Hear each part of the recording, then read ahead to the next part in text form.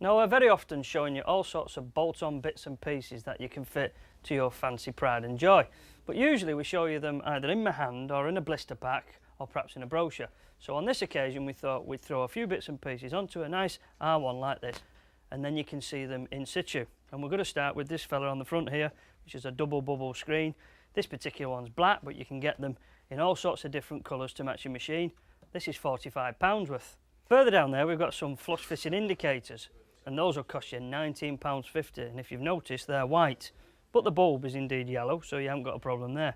A nice fancy steering damper, and that's made by Sprint, and with the actual bracket that will cost you £260.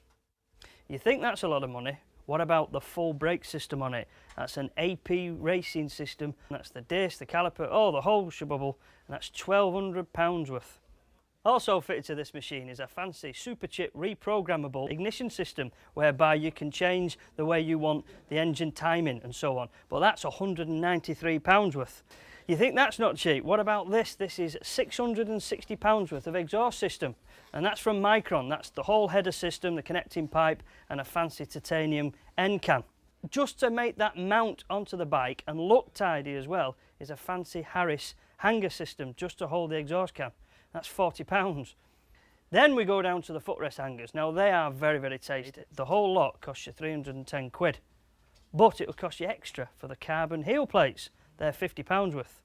And just to finish off here at the back of the bike, look at that. A nice white colour-coded under tray, £55 worth. Some nice indicators to match as well. Clear lenses to go with these clear lenses. The indicators here are £10 worth, and these clear lenses are, well, 60 odd quid worth.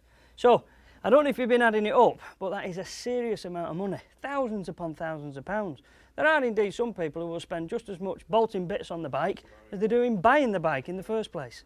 But I haven't finished. Those of you who are astute and you've been looking around this machine, you may have indeed noticed it's not got a fancy shock absorber on it. It's got the original equipment, and here is a nice Penske unit to fit to it, 600 quid worth. So I suppose I better go to the till and pay for all these bits and pieces and my shock absorber, and I just wonder whether I could get it on the old expense account.